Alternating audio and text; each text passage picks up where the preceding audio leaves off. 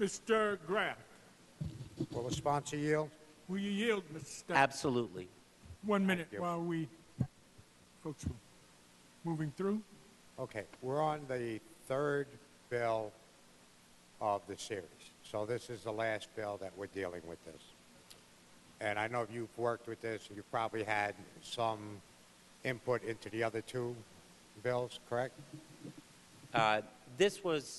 This particular bill was more of my focus because I had a constituent who was interested in something that this bill does not contain, which is allowing families to petition a court, for example, to get treatment for their family members who are afflicted with this disease. We're going to get to that. I've got a system here. All right. But you asked me how I got to it, and that's how I got to it. All right. So nothing in this legislation deals with enforcement, correct? I mean, we're not talking about increasing any criminal penalties. We're not talking about creating presumptions, right? If a person has 30 or 50 decks of heroin, we're not talking about running sentences consecutively if they bring some type of drug into a correctional institution. We're not talking, and some people have asked about,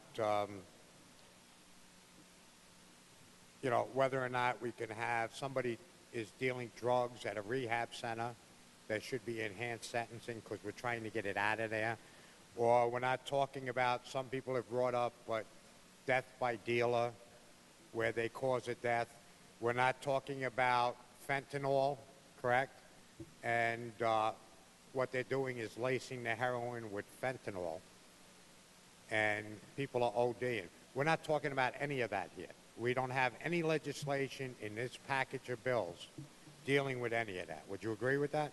Yes, Mr. Graf, and I would say correctly so, because I happened in a former life to have been an assistant district attorney in the Office of the Special Narcotics Prosecutor.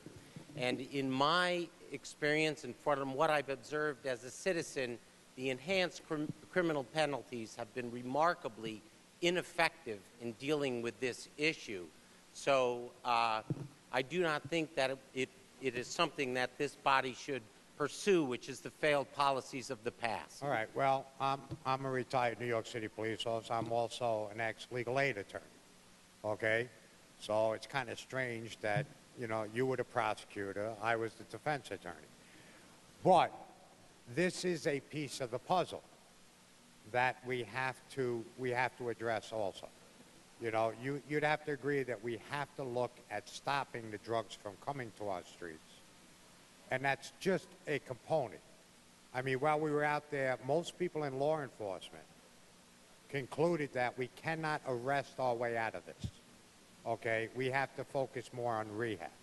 But this is one piece of the puzzle. You'd have to agree with that. I would not agree, quite frankly. And in fact, the history of our efforts in third world countries to deal militarily with the influx of drugs into the United States have been remarkably ineffective and have only succeeded in destabilizing these countries. All right, I think we need to look at ourselves and have an understanding why 80% of the world's opioids are consumed in this country. I think other nations have access to these things as well. But Mr. Graf, I do not agree with you. I think our criminal penalties, as they exist now, are adequate to deal with this issue. In fact, under President Obama, the federal sentencing guidelines were markedly decreased with respect to crack cocaine. We're going to agree to disagree. I've got a lot to get through here. I'm sorry.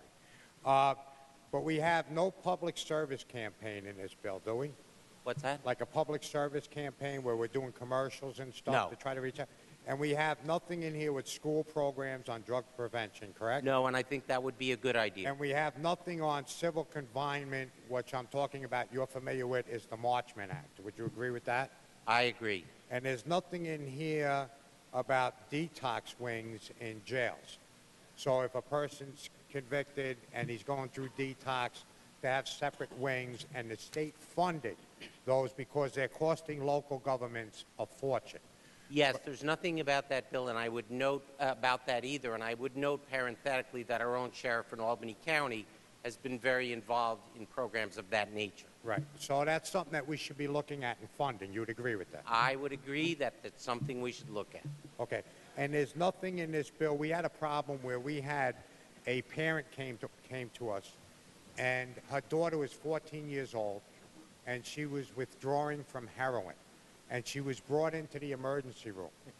And what happened was the hospital told the parents, she's too young for us to detox. And they said, you have to take her home and detox her yourself. Okay, so there's nothing in this bill when it deals with the age of a person trying to be detoxed, is there? No, but conversely, there is certainly nothing in this bill that would discourage in any way a hospital from handling this issue in a medically appropriate manner. Indeed, that's what this bill encourages. Okay, and the other problem is throughout the state, when you talk to different hospitals and stuff, the Medicaid reimbursement rate is so low that many of the hospitals have closed their detox centers. So we don't have adequate detox centers throughout the state. And there's a problem because we don't give adequate reimbursement. And this bill doesn't do anything to help reimburse the hospitals so that we can get more detox centers open. Would you agree with that? Yes, I would agree, and in fact, I believe both the Assembly and Senate proposals in the budget included a greater increase in treatment funding than what was ultimately adopted. Okay. And now, under this bill, too, another problem was, I mean, the use of Narcan, right, that the ambulances are using and the fire departments and the police department can be very expensive, all right? Are we doing anything to help to reimburse them for the use of, or pay for Narcan to go on ambulances, go on, so it's not a burden to the fire companies that we have. It's not a burden to the counties or the little village police departments or the schools. Are we doing anything to make sure that we can reimburse them or provide this for them? The focus of this bill is on how individuals who are admitted to hospitals who have overdosed or are clearly in danger as a result of their addiction. That's the focus of this bill. This bill is not intended as a comprehensive effort to regulate every aspect of this problem. Well, I'm sorry, but you're the cleanup batter in these three bills. You're playing cleanup. Okay, so a lot of the questions they didn't contain there. I'm just asking if I was never a home run hitter. That wasn't my strength. Now, what we do deal with is Vivitrol, and what I heard, Vivitrol was very good, right? You get a shot once a month, and it blocks them from getting high, so they're not getting what they want out of it, okay? And I agree with that. Do we talk about any training for the doctors or giving any counseling to the person that they're giving Vivitrol to? Because what happened, they may have a 10-bag habit a day, and all of a sudden we put them on Vivitrol, right? And they're on Vivitrol for a while. And then what happens is they fall off the wagon. So they go right back to that 10 bags. And they wind up overdosing and dying, right? Do we address that with the doctors in this? The purpose of this bill is not to do that sort of thing. This bill deals with putting people in a position where they can get recommendation for treatment and pursue the possibility of voluntary treatment. Okay. So now we have a person come into the hospital, right? They overdosed. And we say they're a danger to themselves because they actually died, and we had to bring them back. You would agree that they're a danger to themselves, right? Well, if they're dead, I didn't understand the question. The person ODs. They get hit with Narcan. They bring them back. Okay. Okay? You would agree they're a danger to themselves. They are certainly a long-term danger of themselves. There's no question they're badly in need of treatment. But again, this bill deals with the period of time when they're initially admitted to a hospital to stabilize them and give them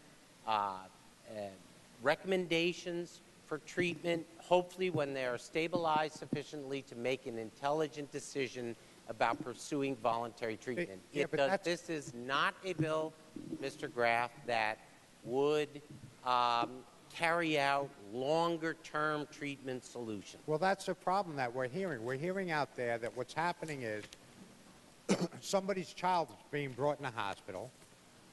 They've OD'd. They bring them back on Narcan. They stabilize them. They look at the parents, and they say, oh, so sad, too bad.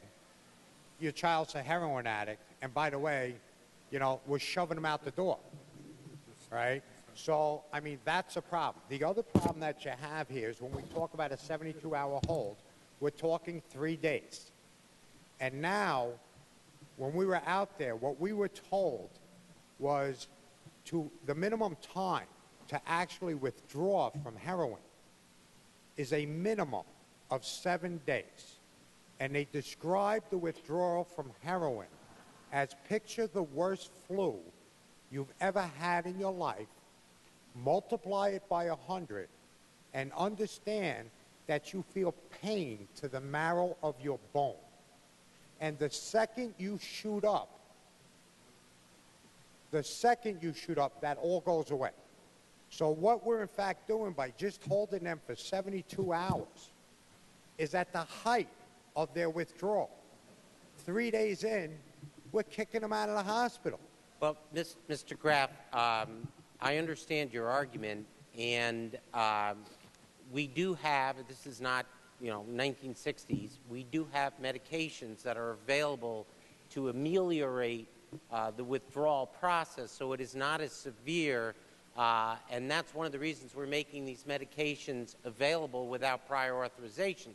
I do want to talk a bit, though, and answer your question, such as it is a question, about the long-term treatment program. And I've learned a bit in this discussion from my colleagues, Mr. Barron and Ms. Walker, about the fact that if we're going to have treatment that is a longer-term possibility based on a petition, it's going to have to involve a lot more than compulsion. There's going to have to be a lot more parts involved in that process so people really buy into it. Well, you're familiar with the Marchman Act. We're not ready for that Are you yet. familiar with the Marchman Act?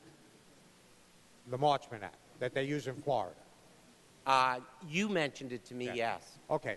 What happens is, if you put a 72, see, that's the first step. I've got a 72-hour hold, okay, where that gives family members, if we were to institute a Marchman-type act, where families, we give a family the tools to be able to go to court and petition the court to say, my son, my daughter, my husband, whoever it is, their addiction is so bad they cannot function in society.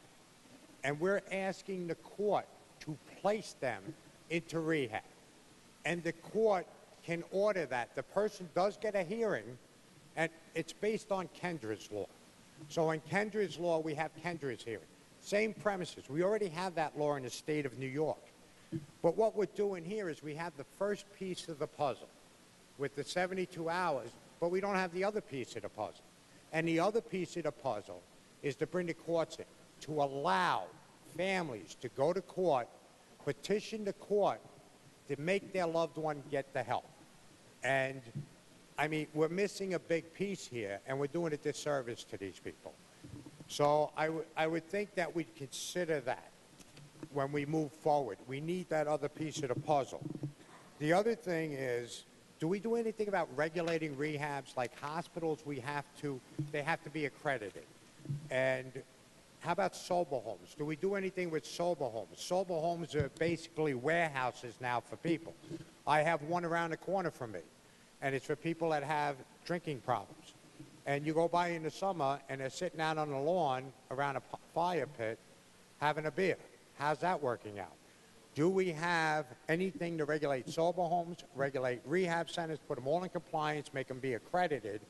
And do we do anything about making sure that every sober home has a substance abuse counselor that has to be on staff? What you're talking about is OASIS regulation of all these various treatment programs throughout the state. This is not the purpose of this bill. The purpose of this bill is to deal with people who are admitted to the hospital who in a condition where they're a danger to themselves or to others.